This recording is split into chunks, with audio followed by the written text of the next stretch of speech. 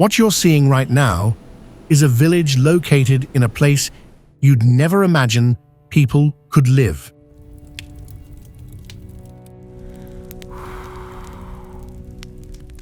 It's the kind of feeling you get from living in a tree house where just one wrong step could lead to death.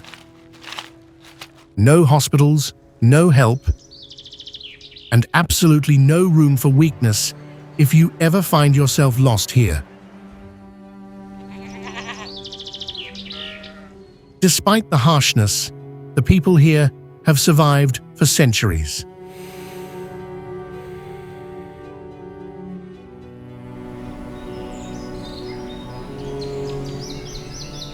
So why do these villages exist? I'm sure you're asking yourself that question right now.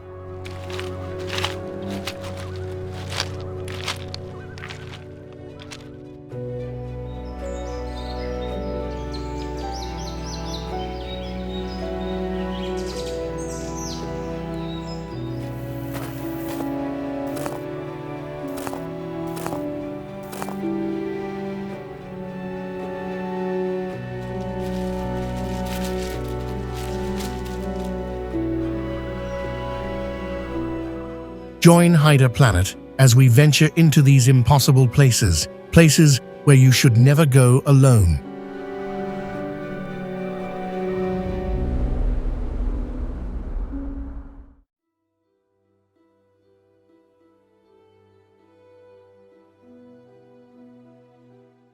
Dogon villages, Mali.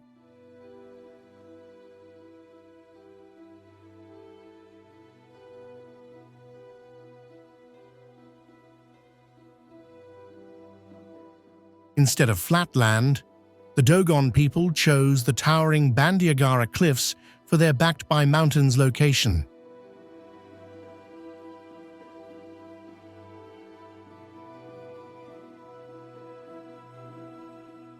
This was a perfect defensive tactic in the past, allowing them to observe any enemies from afar.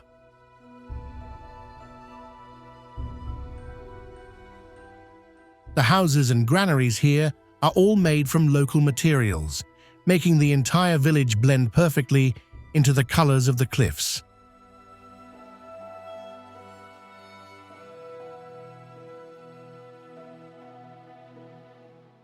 Sometimes you'll wonder, where is the natural stone, and where is the handiwork of man?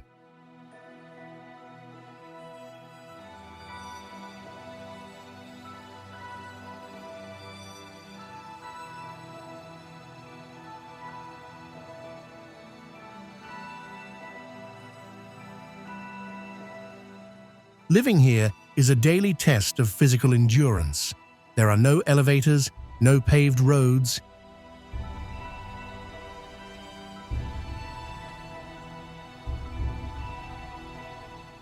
It is a testament to humanity's will to survive and its ingenuity in the face of adversity.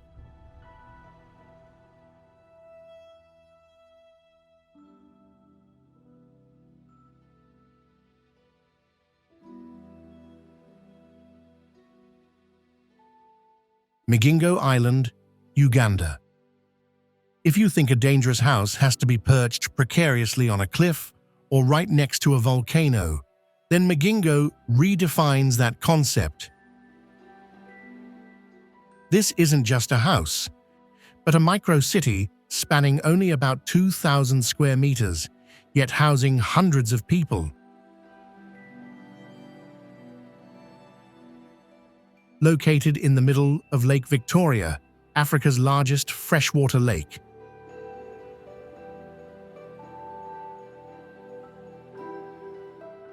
When hurricane season arrives, the fierce waves can swallow up anything left exposed.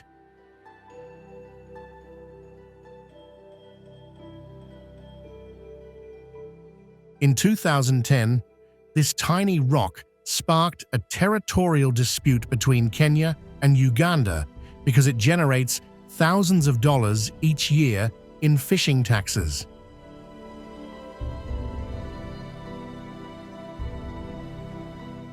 People stick around here because the Nile perch is a massive source of income.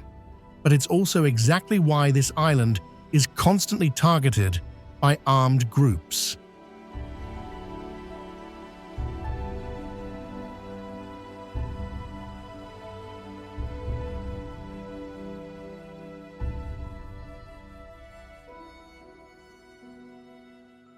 Makoko, Nigeria,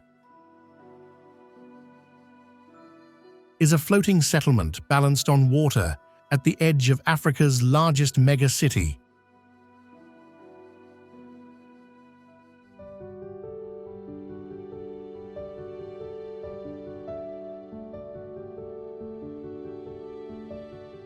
An estimated 100,000 to 250,000 people live here, with over 90% of the homes situated on the polluted lagoon.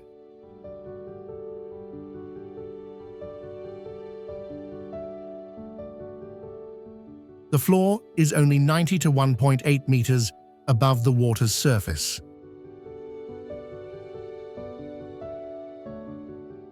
However, there are no roads and no cars.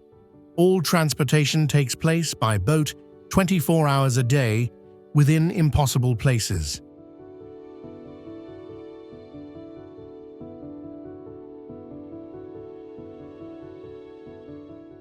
This community operates without a formal wastewater treatment system, and over 50% of its residents rely on fishing for their livelihood.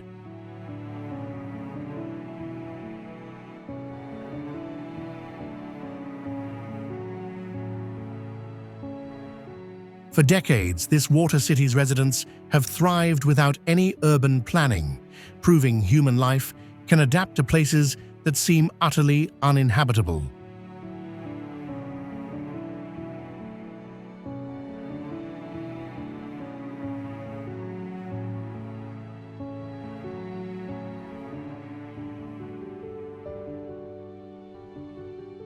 Santa Cruz del Islote, Colombia.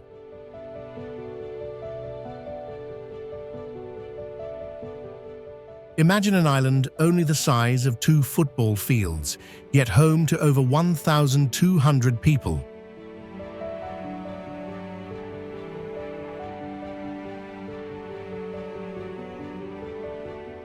Here, the concepts of garden or sidewalk are a luxury. Houses are built close together, extending right to the water's edge.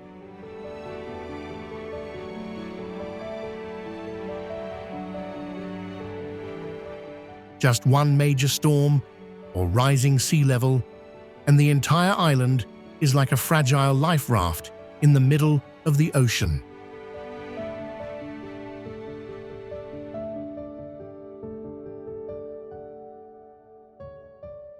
Without sturdy breakwaters or high ground to escape to, its existence is a proud challenge to the open sea.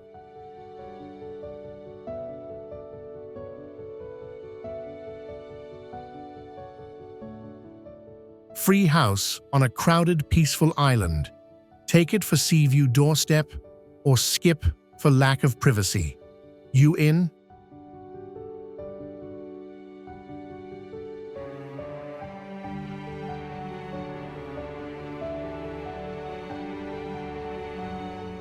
Kawah Ijen villages, Indonesia.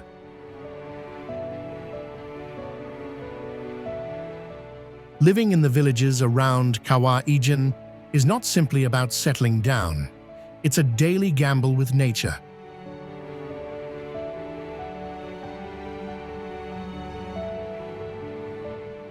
The houses here are located right in the path of one of the world's largest acid lakes. The threat comes not only from sudden eruptions, but also from toxic gases.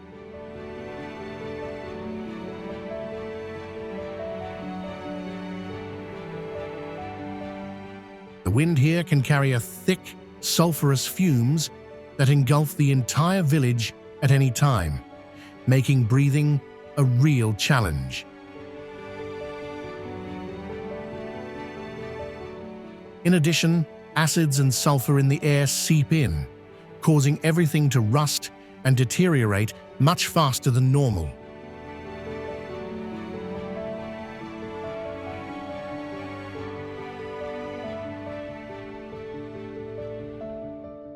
On one side is the harsh reality of the miners returning home after a day carrying dozens of pounds of sulfur on their shoulders.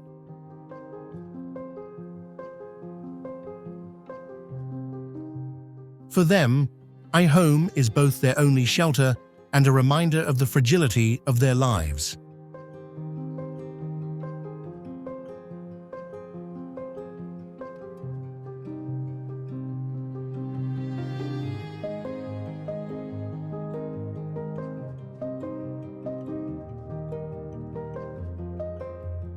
Ganvie, Benin.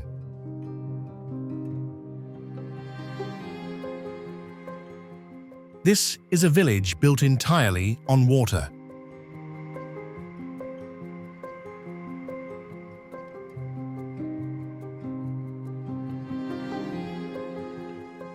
Often called the Venice of Africa, this community, home to over 20,000 people, sits atop wooden stilts above Lake No. 1.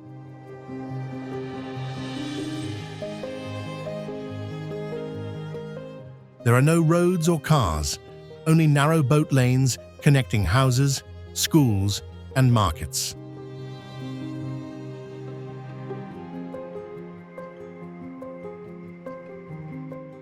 The houses are built 1.8 to 3 meters above the water to avoid seasonal flooding.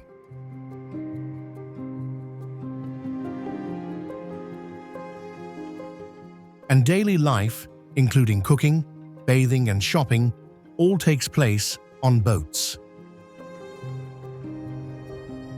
The village was founded over 300 years ago as a refuge from slave raiders who were forbidden to enter water by local beliefs.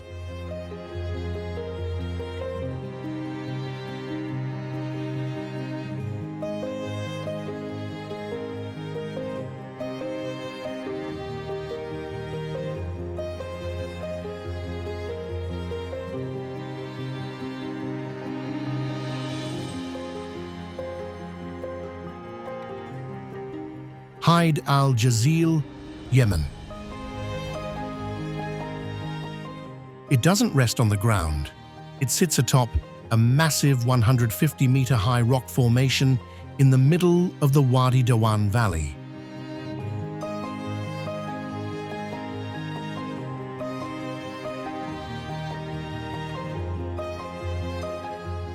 From a distance, the village resembles a forgotten rock crown in the desert, amidst the impossible places.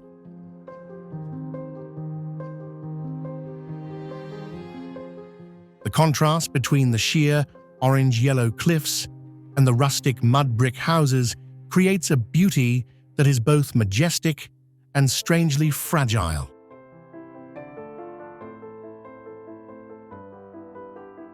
Standing on the edge of these houses, you'll experience the true definition of precarious.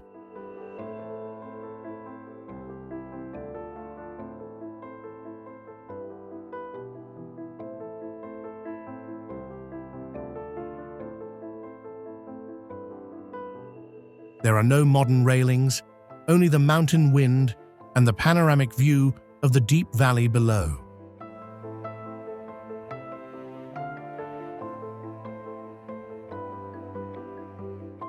Phuktal Monastery, India.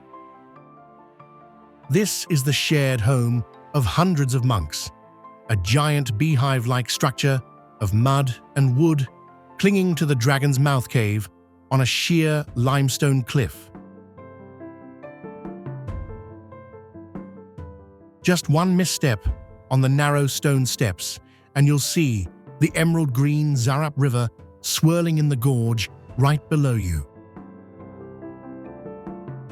This is one of the few monasteries in the world that can only be reached on foot. No paved roads and no vehicles. You must cross shaky suspension bridges and precarious trails clinging to the edge of the mountain. Seen from a distance, the stark white walls made of mud bricks and willow wood look fragile, yet they have stood there for over 800 years.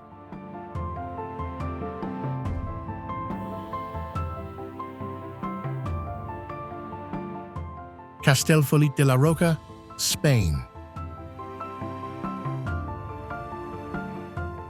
If you thought living in a high-rise apartment building was scary enough, then take a look at this village in Catalonia, Spain.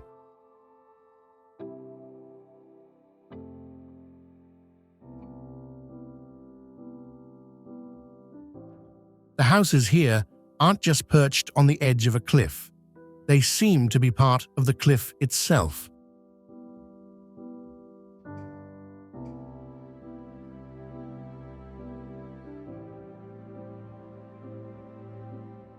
The village sits atop a narrow basalt rock formation, approximately 1 kilometer long and 50 meters high, in the middle of impossible places.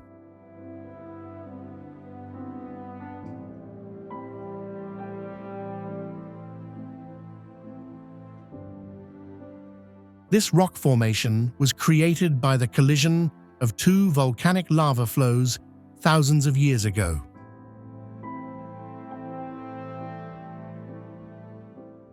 Old brick's quiet charm versus nature's raw menace. Standing between them, you feel small yet proud.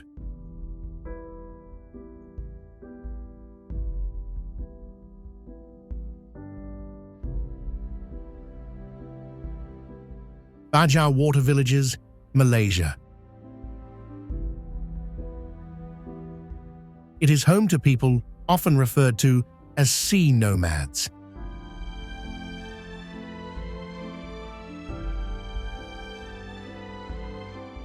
The communities are built entirely on the seabed, on wooden stilts.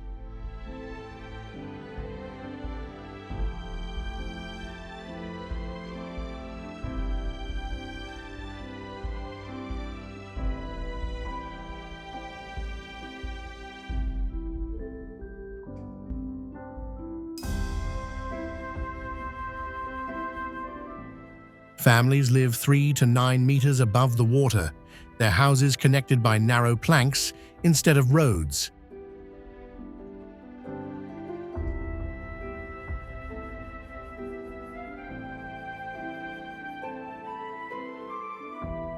Many Baja people spend 60 to 70% of their lives on or in the sea, and some can free dive deeper than 90 meters on a single breath, staying underwater 3 to 5 minutes without scuba gear.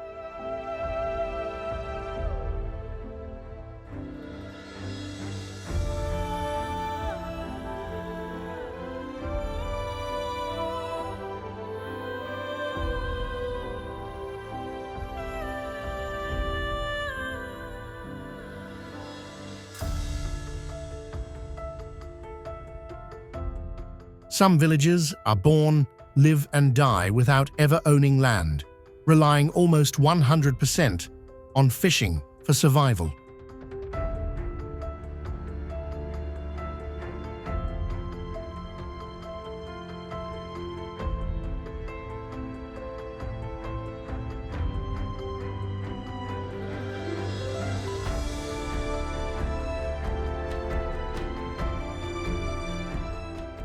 Uros floating islands, Peru.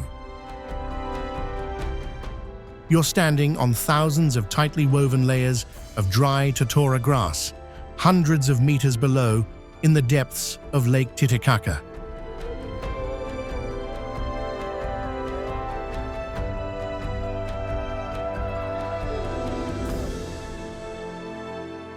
Why is this called a dangerous location? Because your house isn't stationary.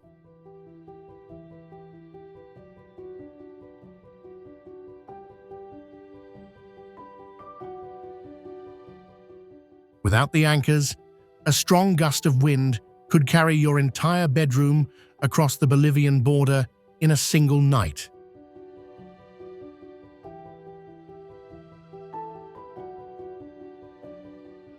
The lake water constantly erodes the grass beneath. To survive, the inhabitants must continuously add new layers of grass.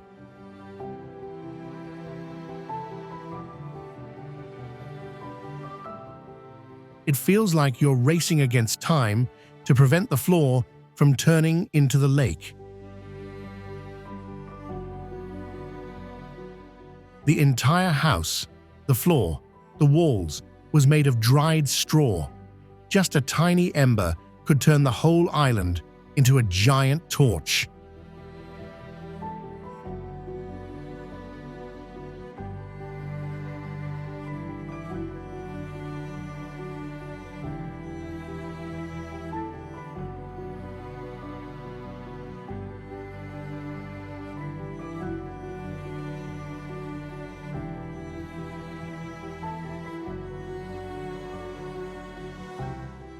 Kororai Tribe Treehouses, Indonesia. The Kororai tribe of Indonesia lives in one of the most extreme human environments on Earth, deep within the rainforests of Papua.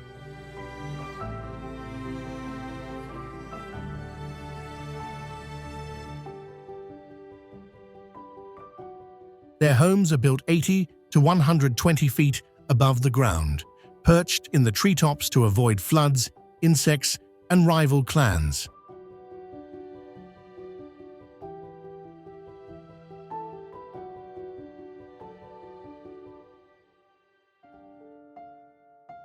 With no roads, no electricity, and no contact with modern cities until the 1970s, the Kororai survived entirely by hunting, sago gathering, and forest foraging. Families climb vertical tree trunks multiple times a day, using only notched footholds and vines. So, would you like to live in one of these houses? Let Haida Planet know in the comments below.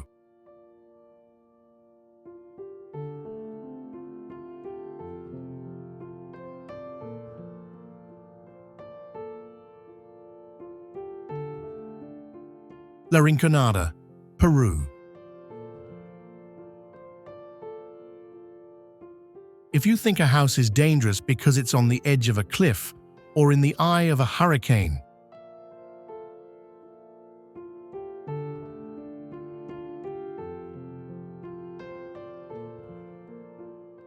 La Rinconada redefines that concept at a whole new level, precisely 5,100 meters above sea level.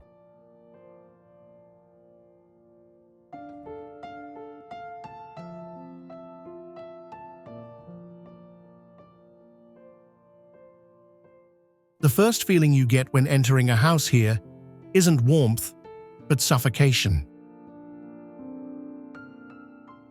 At this altitude, the oxygen level is only about 50% of that at sea level in impossible places.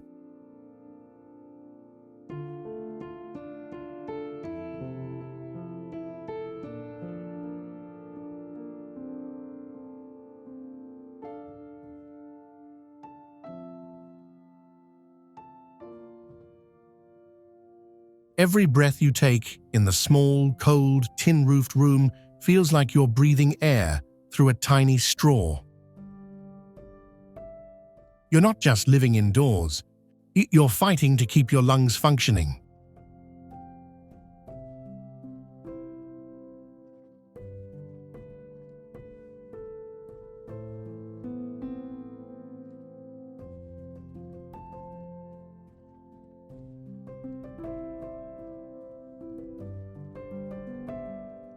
Meteora villages, Meteora.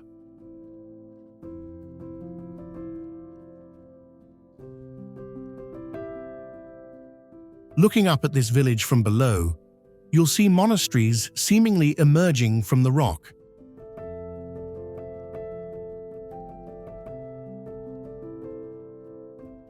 The first feeling upon climbing the narrow steps along the cliff face is one of awe mixed with a slight tremor.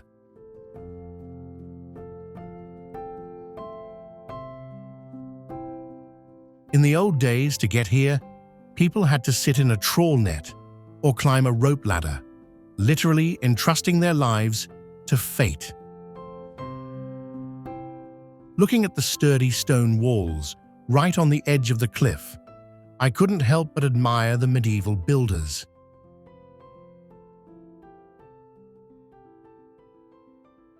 They transported each stone and each bag of sand to the mountaintop by hand. It wasn't just architecture, it was the power of belief.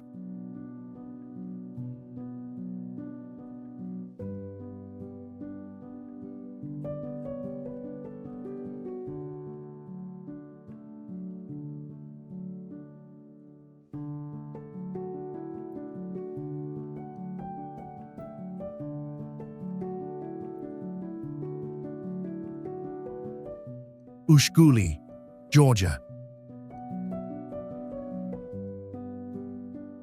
It is one of the highest continuously inhabited settlements in Europe, situated at an altitude of approximately 7,200 feet above sea level. This area is home to approximately 200 residents scattered across 4 small villages. These stone defensive towers are 70 to 80 feet tall. Many of them, built between the 9th and 12th centuries, still stand today. For up to 6 months each year, heavy snowfall can isolate us from the rest of the country, with temperatures dropping below -4 degrees Fahrenheit.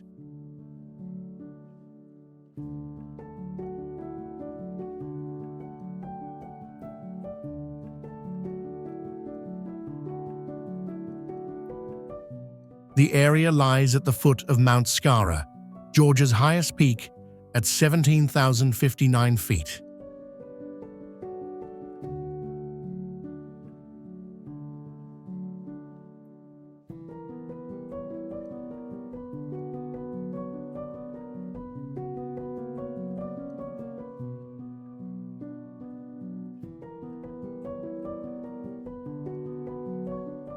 Kandahar, Iran.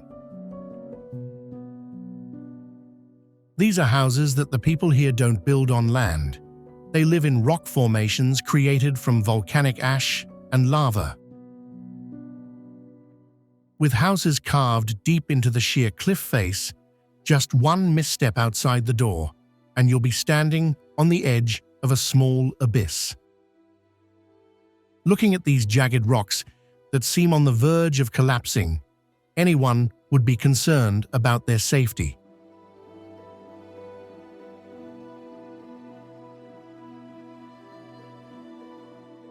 However, not these stone villas have stood firm for over 700 years. They are a direct challenge to time and geology. This is not just a house, it's a symbol of humanity's taming of the harshness of nature. Living here requires a firm footing and a heart unafraid of heights.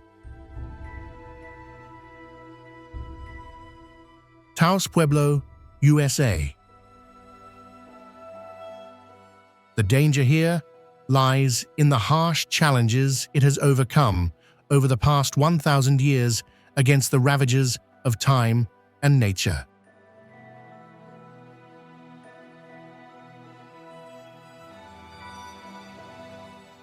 Looking at Taos Pueblo, you'll see blocks of buildings stacked on top of each other like giant cardboard boxes.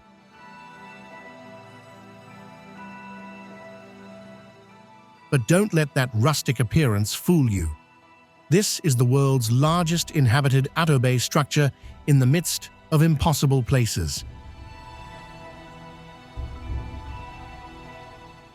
Located at the foot of the Sangre de Cristo mountain range, this site was once a hotbed of conflict between tribes and colonizers.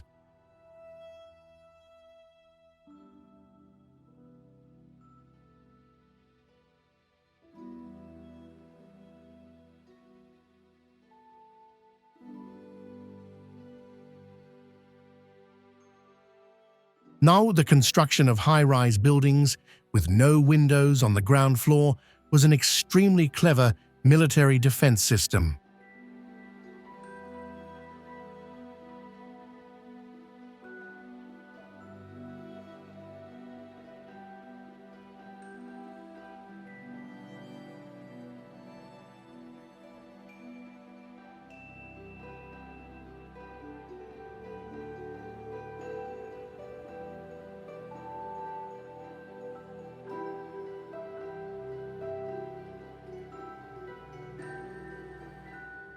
Oymyakon, Russia. Imagine living in a house where the average outdoor temperature in winter is minus 50 degrees Celsius, with the record reaching nearly minus 71.2 degrees Celsius.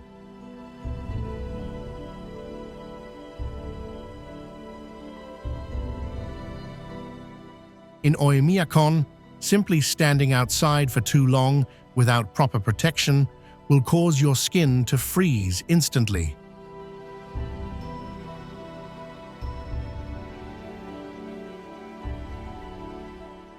Even the ink in pens freezes, and eyeglasses stick to your face.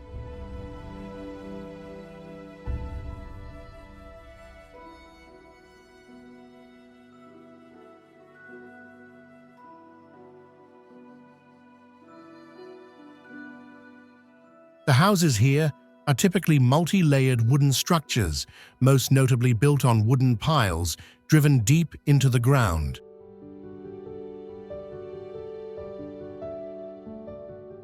Because if a house is built directly on the ground, the heat radiating from inside will melt the ice layer underneath, causing the foundation to sink and collapse.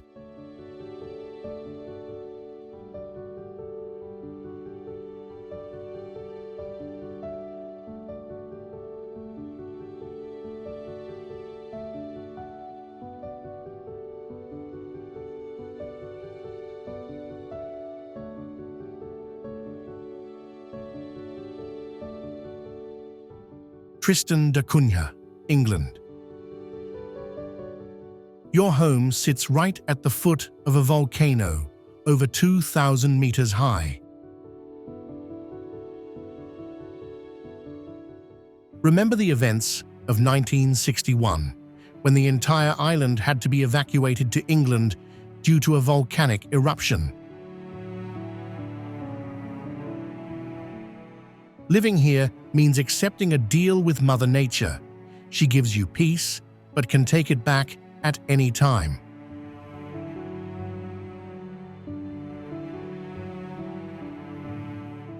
The houses here are built low and sturdy with stone to withstand the fierce storms of the South Atlantic.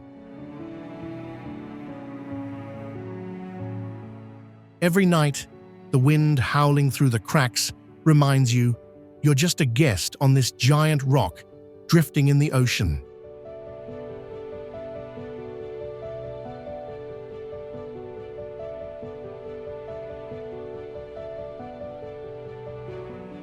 Supai Village, Arizona.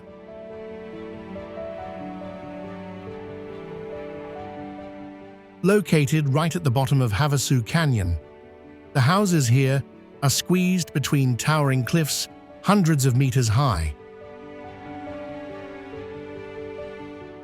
The feeling of opening the door and seeing a sheer cliff face is beautiful, but it creates an indescribable sense of awe. With the dreaded flash flood, just a heavy rainstorm a few miles away can cause water to rush in like a giant wall. If you live here, there's no turning back. If the flood comes, you can only run to higher ground and pray. History has witnessed floods that wiped out the trails and completely isolated this village for days.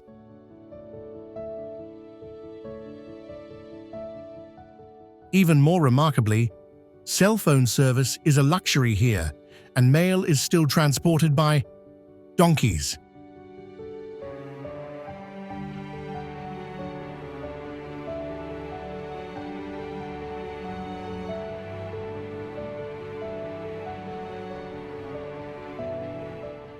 Chin Cliff Villages, Myanmar.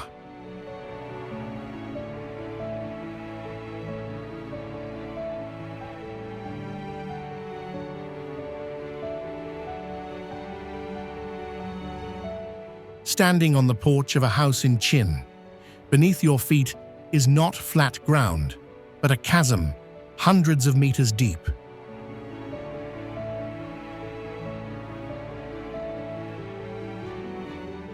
The simple wooden houses with thatched roofs are built on a system of bamboo and wooden stilts driven straight into the sheer cliff face. The creaking of the wood with every step, while fog pours through the windows, truly makes your heart race faster than any thrill ride.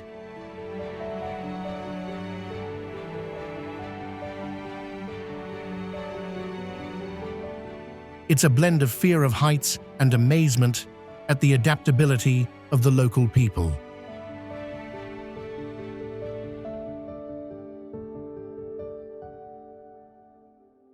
Looking at these houses, you'll suddenly realize humans can transform seemingly uninhabitable places into homes.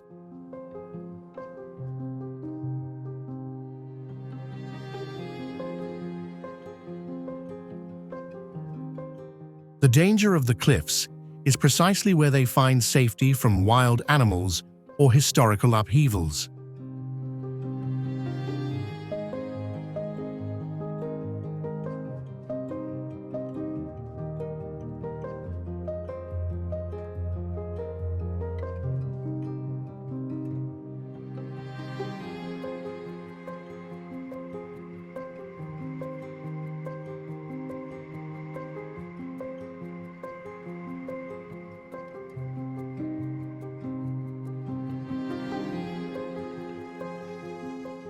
Tanah Toraja village, Indonesia.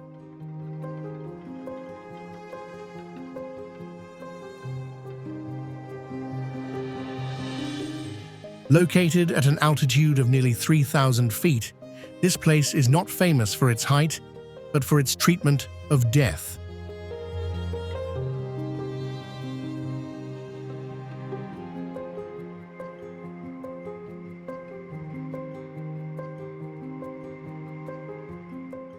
Here, bodies are often kept in the family home for months, even years, preserved and treated not as dead, but as sick.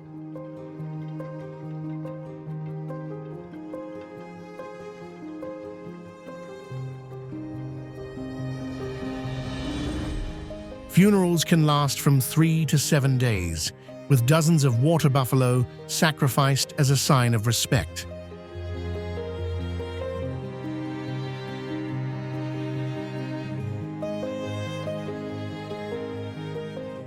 Some graves are reused for hundreds of years. Infants may be buried inside living trees. And in the Manini ritual, the dead are brought out, cleaned, dressed in new clothes, and reintroduced to the living.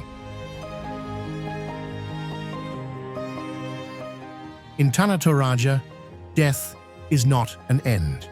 It is a slow and continuous presence in daily life.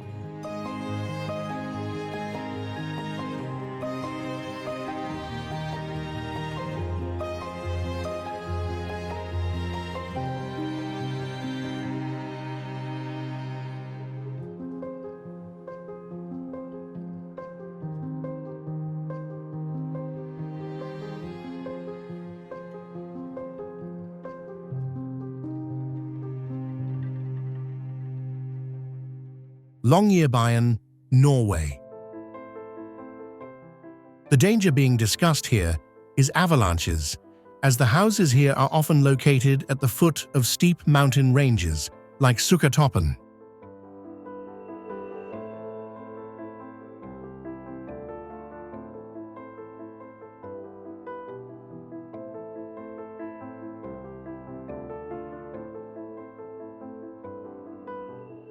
You never really get any peace when winter comes.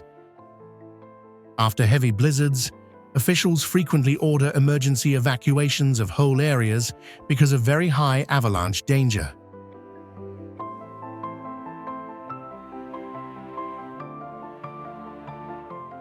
A few years ago, avalanches destroyed many homes and caused casualties, making this one of the most precarious residential areas on the planet.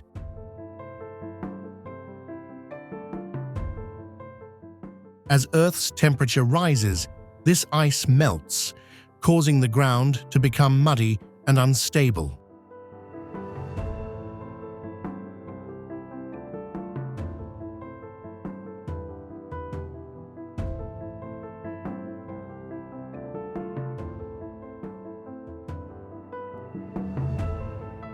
The houses began to tilt, forcing residents to drive additional steel piles dozens of meters deep into the rock to stabilize the structures.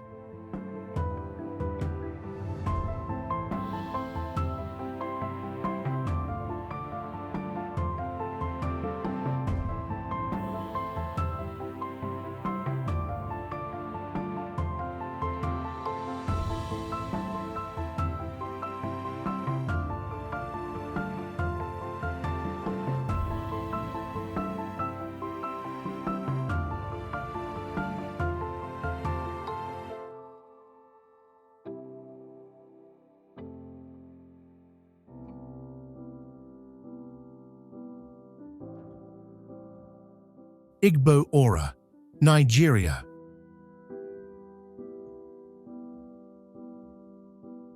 Upon entering this town in southwestern Nigeria, my first feeling is dizziness.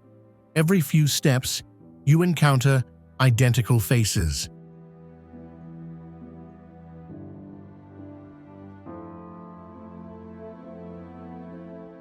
From children running around in the streets to elderly people sitting on their porches, it felt like the Matrix was malfunctioning.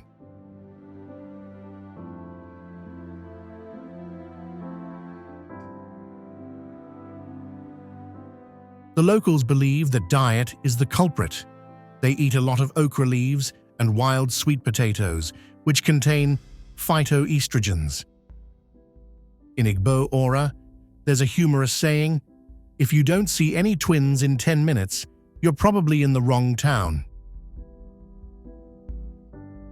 Stepping here, you'll find an incredibly strong sense of community, but it can also be very stressful if you're someone who prefers individuality. Here, you always have a backup version of yourself.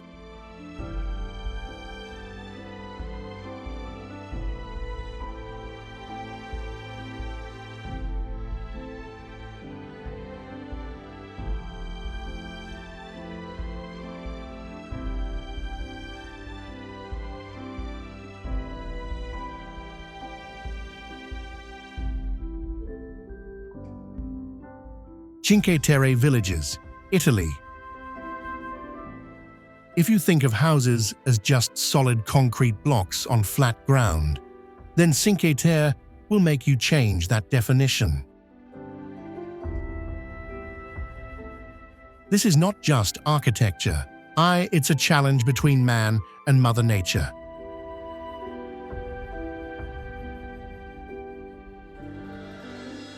Just step outside for a breath of fresh air, and below you, the Mediterranean waves crash against the rocks.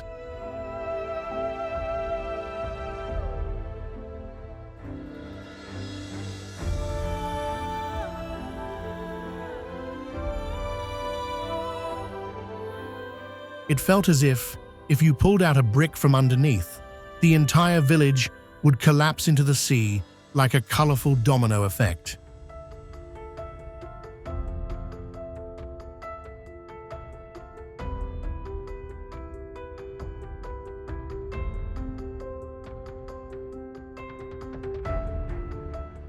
If you loved these 25 villages, smash that like button and subscribe so Haida Planet can bring you more epic explorations.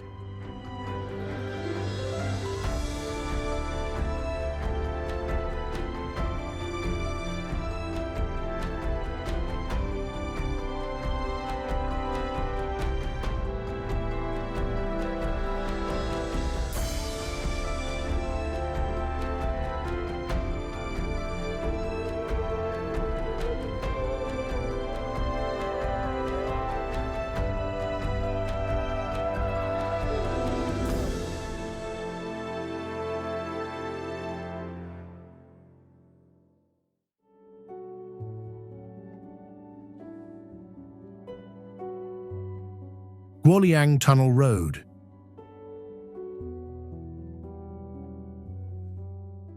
This is a chasm hundreds of meters deep, with no reliable guardrails, only a few crude stone pillars erected by villagers in the 1970s.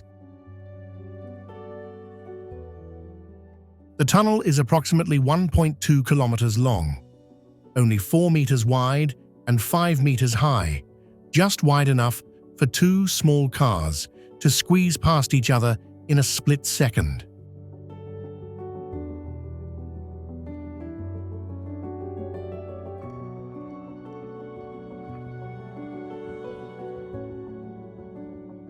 The villagers here carved it out themselves with hammers and chisels, meter by meter, for 5 arduous years, just to escape isolation.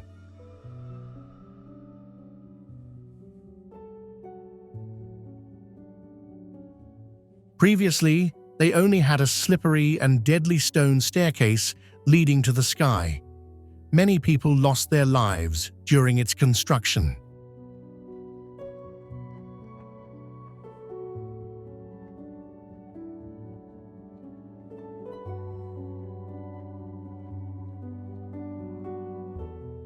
They never imagined that this path to survival would become one of the most dangerous routes on the planet.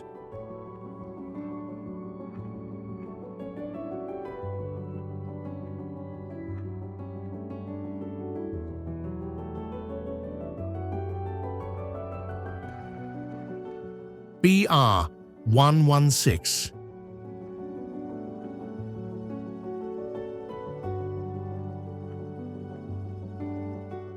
It is Brazil's longest main artery, as running from north to south. But don't let appearances fool you. This is where driving skill accounts for only 50%. The other 50% is luck and courage.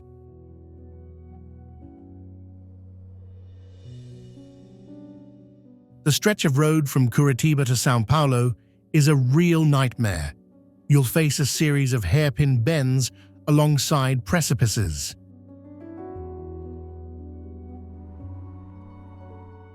The fog here is so thick that you can feel like you're driving through a giant cloud. Visibility is sometimes reduced to just a few meters, turning every turn into a gamble with death. Despite being a vital artery, the road surface quality of BR 116 presents a significant challenge.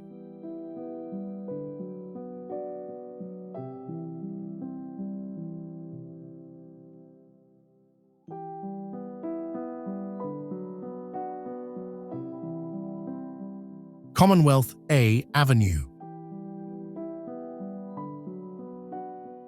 If you ever thought familiar streets were already difficult, then Commonwealth Avenue, Metro Manila, will make you think again.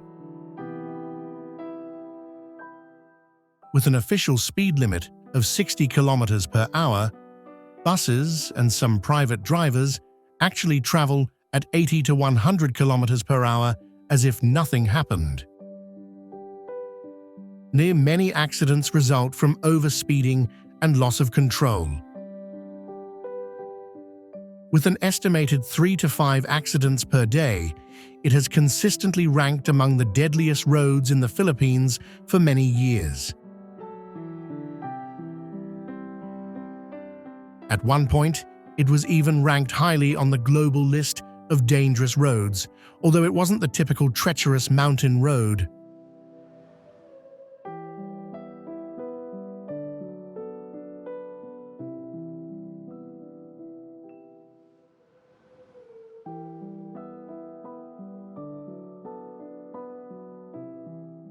Sani Pass.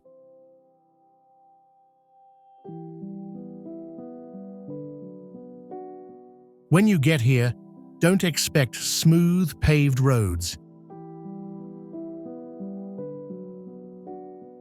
Because Sani Pass is a combination of rocks, mud, and hairpin bends so steep, you feel like you're driving up a house wall.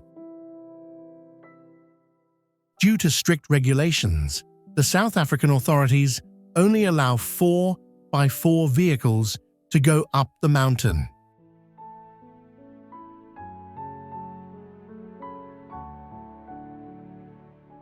If you bring a sedan here, the border guards will flatly refuse because they don't want to have to retrieve the wreckage from the ravine.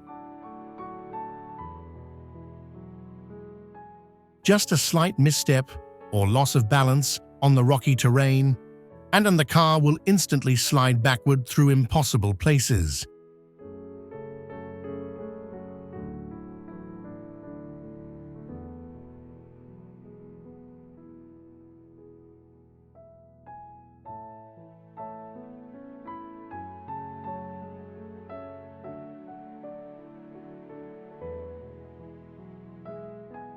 Trollstigen.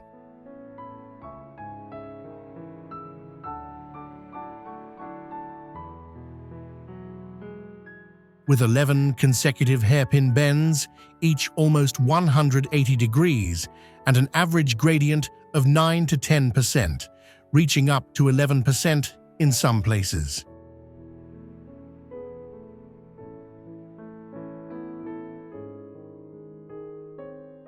The car goes up like an elevator ride and down like bungee jumping with the brakes applied.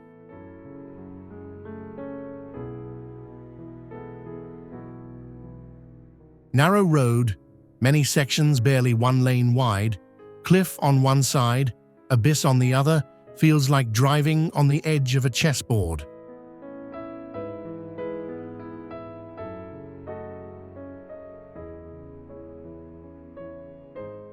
Large tourist buses still run regularly, and encountering them on the road is a nightmare.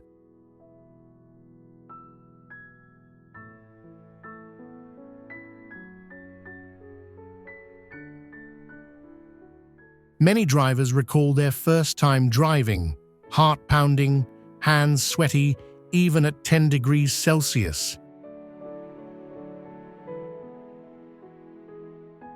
If you're driving yourself, a manual transmission is better than an automatic because it offers better control over speed when going downhill.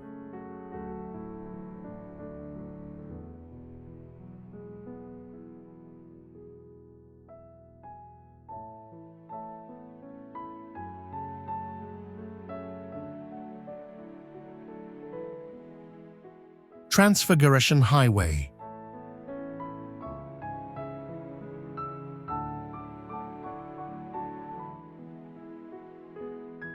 Reaching an altitude of 2,042 meters, and this road traverses the Carpathian Mountains with steep and continuous hairpin bends.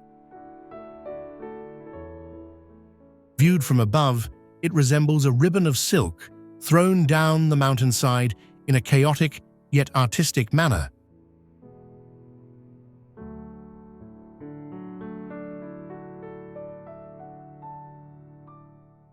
The weather is unpredictable. You start in warm sunshine, but reach the summit in thick fog or even summer snow.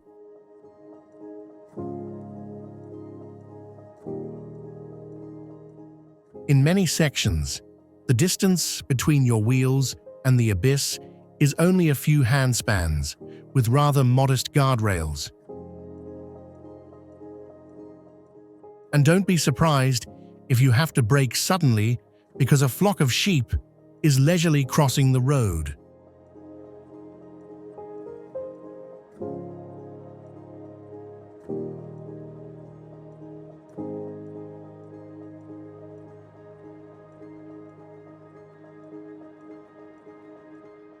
Kahekili Highway.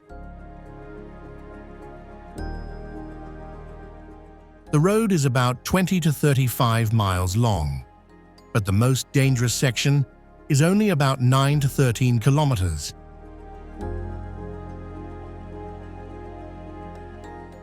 It narrows to a single lane carved directly into the mountainside, with a sheer cliff on one side and a hundreds of meters deep abyss on the other. There are no guardrails, and no clear markings in many places, blind U-shaped bends, and frequent rockfalls.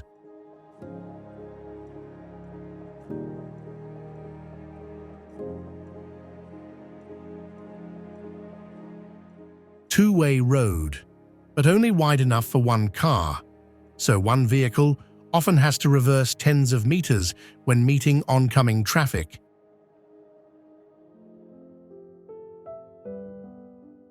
Many people describe having to reverse while their heart pounds, sweat pours, praying no big truck or SUV comes barreling toward them.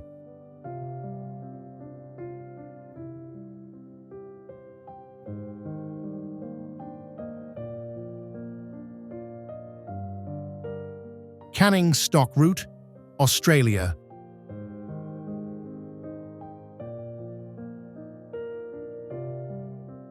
Holds the title of the longest and most remote trail on the planet between impossible places.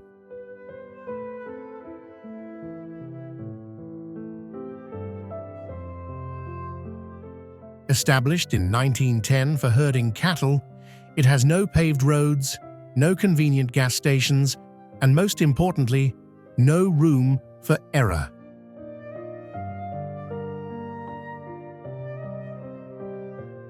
To get here, you'll have to navigate around 51 giant sand dunes.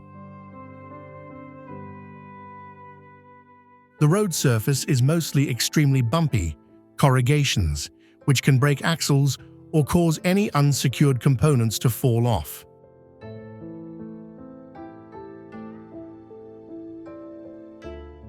If your car breaks down in the middle of the road, our towing costs can run into tens of thousands of dollars, and you may have to wait for days.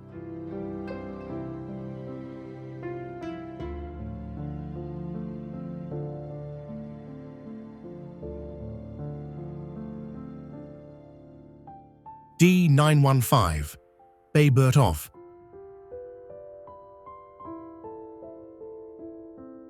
This is the road connecting of with Bayburt, approximately 106 kilometers long, but the most notorious section is the Derabasha Virajlara area. The area features 29 to 38 extremely sharp hairpin bends, including a 5.1 kilometer section with 17 consecutive bends.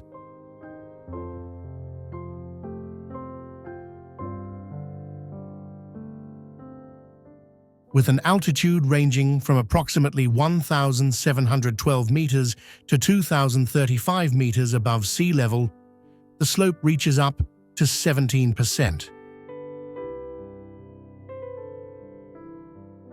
The road is so narrow that when two cars meet, they often have to back up to give way, and there are no guardrails.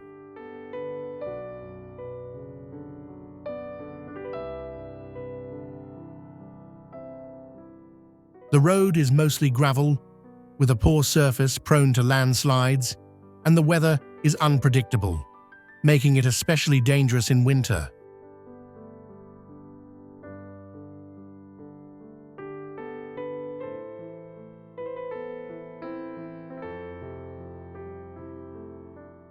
Many people describe the feeling of driving here as heart-pounding, eyes glued to the road, unafraid to look over to the cliff.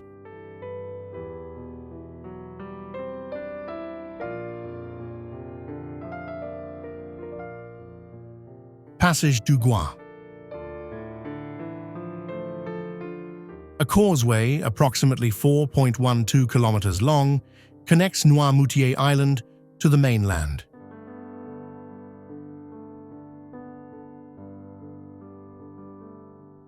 What makes it legendary isn't its steepness or curves, but the fact that it only exists for a few hours each day. When the tide rises, the road completely disappears under the Atlantic Ocean's water, which is up to 4 meters deep.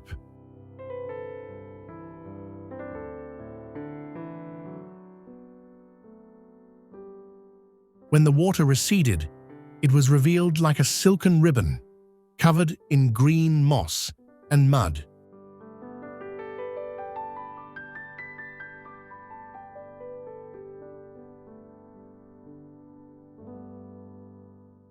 Driving through here, you only have a narrow passage for about 1.5 hours before and after the lowest tide to cross. Just a moment's delay, and your car will turn into a submarine.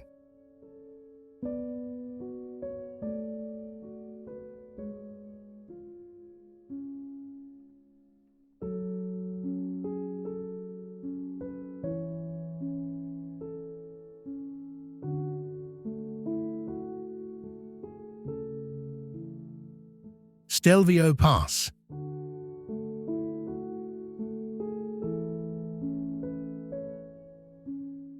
This is one of the highest mountain passes in the Alps, located on the Italian-Swiss border, connecting Valtellina with the Adige Valley.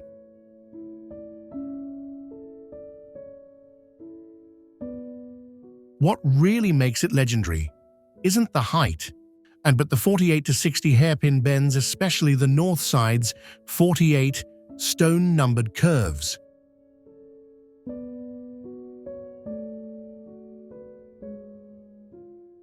Many sections are only wide enough for one vehicle, and some narrow curves require large vehicles to maneuver multiple times to get through. Low concrete barriers, with a hundreds of meters deep drop right outside, brake 0.5 seconds late or steer even slightly off, and you're instantly gone. With a history of crashes, from legend Sterling Moss's accident here to countless cars going off due to the sharp corner. If you're confident in yourself, love adrenaline, and want a once-in-a-lifetime experience, then this is a challenge worth facing.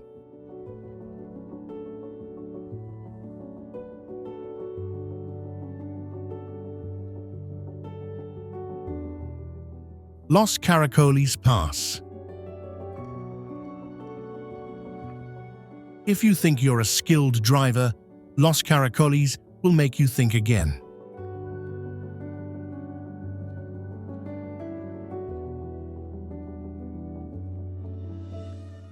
Located at an altitude of over 3,000 meters in the majestic Andes Mountains, this trail is not for the faint of heart.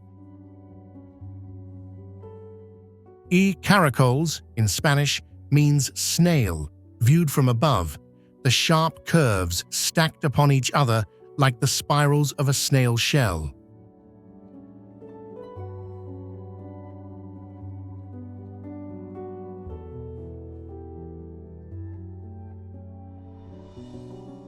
This is a continuous, winding stretch of asphalt, forcing drivers to constantly turn the steering wheel.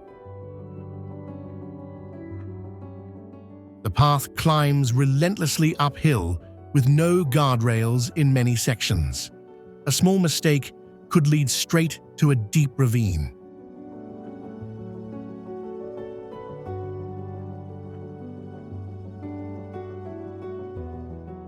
For much of the year, this road is covered in snow, making driving up the steep slope a terrible test of skill and mental fortitude.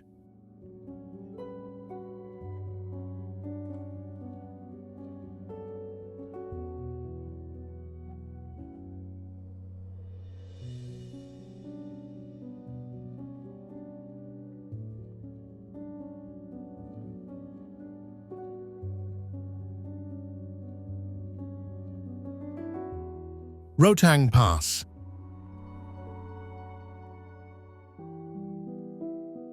Located at an altitude of approximately 3,978 meters above sea level, about 51 to 53 kilometers from Manali.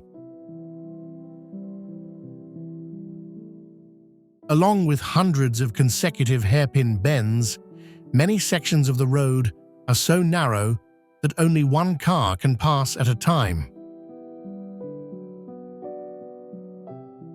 On one side is a sheer cliff, on the other, a chasm hundreds of meters deep. Here, a moment of inattention, and you could be sent flying. Many people call Roca a pile of corpses, because accidents and deaths due to bad weather occur frequently. The tourism boom has led to thousands of cars crowding together, causing traffic jams that can last 4 to 6 hours, or even an entire day. This is a real challenge. It's terrifying, addictive, and so beautiful that you forget your fear when you're standing at the top.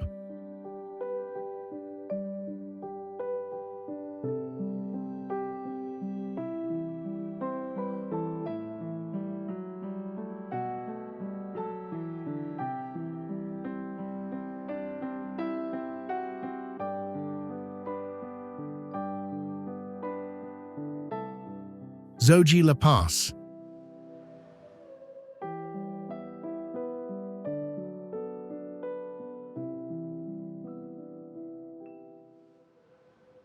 Located at an altitude of approximately 3,528 meters above sea level, it connects the Kashmir Valley with the Ladakh region.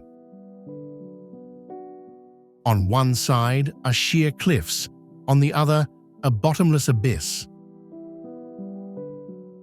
There are sections that are barely wide enough for a truck to pass, turning avoiding oncoming traffic into a tense battle of wits.